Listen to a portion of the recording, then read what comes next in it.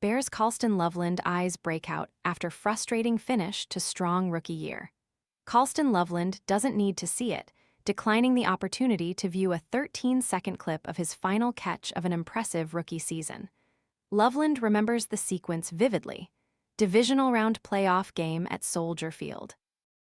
Less than 2 minutes remaining with the Chicago Bears, fighting to erase the Los Angeles Rams' 17-10 lead. Looking for a premium phone without the premium price? This renewed, unlocked iPhone 14 offers 128 gigabytes of storage, a sharp 6.1-inch display, and 5G capability for around $299. Want to get the best verified deal and see full details? Visit grabdeal.us/6 right now. Advertisement 8 days earlier. Loveland had put his fingerprints all over the franchise's first playoff victory in 15 years, contributing 8 catches, 137 yards, and a crucial 2-point conversion grab to a wild 30-127 comeback win over the Green Bay Packers. One step closer to the Bears' ultimate playoff goal, the rookie tight end again had himself ready to be a go-to guy in the clutch. Smooth release and a burst into a gap in the Rams' zone. Quarterback Caleb Williams' throw jumped at Loveland, hitting him in stride inside a triangle of defenders. But as Loveland went to the ground, his neck whipped. The back of his helmet bounced off the ice-glazed grass.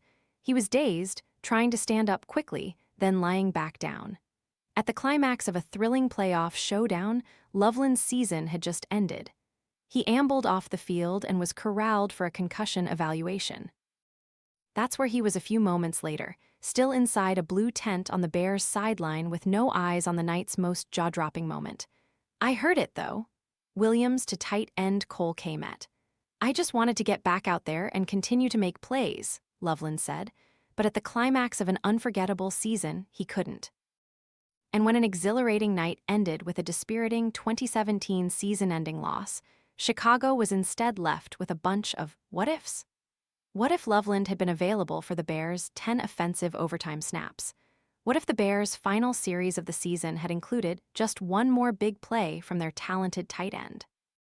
What if that drive had snuck inside field goal range rather than ending with crossed wires and a killer interception that led to the Rams' game-winning drive?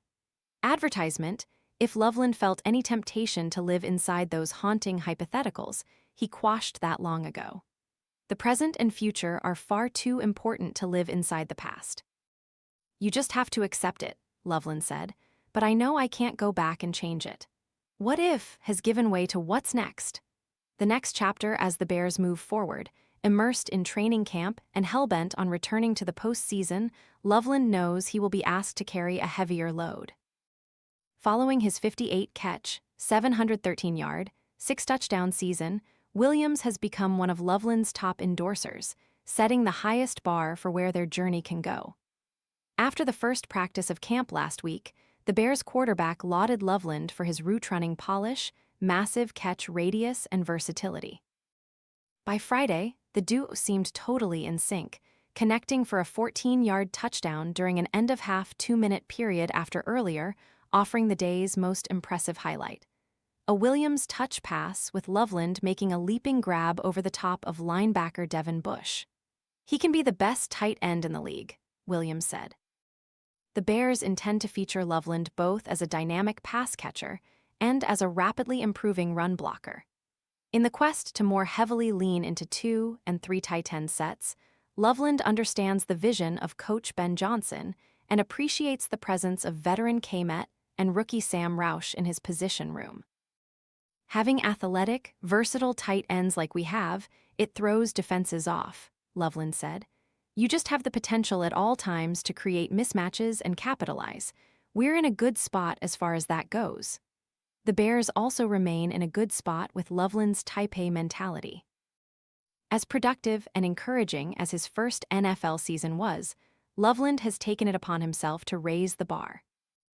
Advertisement: it's watching the tape, he said, and knowing the performance was good for a rookie, but it's not going to be good enough for a second-year or third-year guy.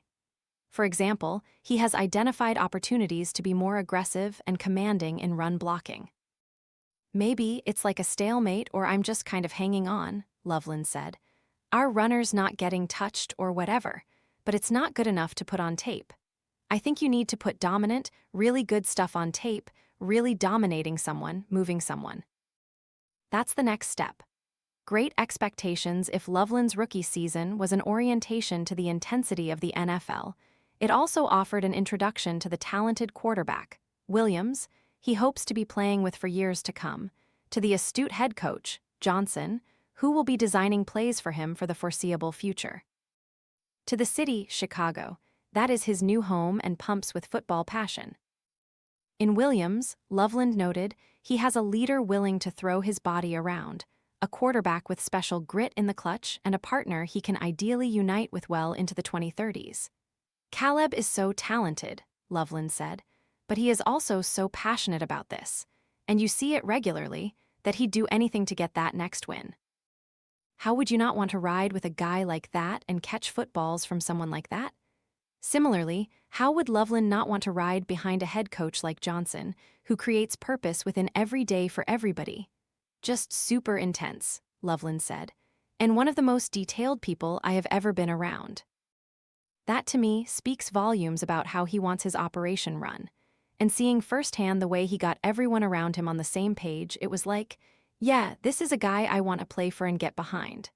And Chicago, a Bears-crazed city whose gusto he watched come alive all last season? Advertisement, super cool to feel that, Loveland said. Everyone should get that rush of seeing their team win. You appreciate that. It all leads Loveland to an easy conclusion. A window of opportunity seems to be wide open. And no matter how disheartening last season's finish was, there's a blend of gratitude and purpose pushing him forward. Where else would you rather be? Loveland said.